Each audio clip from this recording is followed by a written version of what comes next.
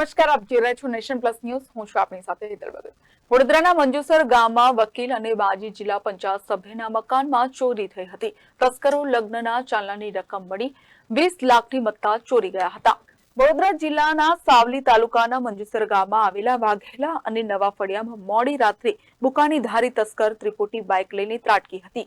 માજી જિલ્લા પંચાયત સભ્યના બંધ મકાનોને નિશાન બનાવ્યા હતા. એનઆરઆઈ પુત્રનો લગ્ન પ્રસંગ પૂરો થયા બાદ વકીલ પરિવાર ફરવા ગયું હતું, જ્યારે ખેડૂત પરિવાર પાડોશમાં ડીજે વાગતું હોય તેઓ બીજા ઘરે સૂવા માટે ગયા હતા. દરમિયાન તસ્કરો બંનેના મકાનમાંથી ચાંદાની રકમ સહિત અંદાજે રૂપિયા 20 લાખનો મુદ્દામાલ ચોરી ગયા હતા. આ બનાવે ગામમાં ચકચાર મચી છે. આ બનાવ અંગે મંજુસર પોલીસે તપાસ શરૂ કરી છે. Bureau report, Nation Plus News, Vadodara.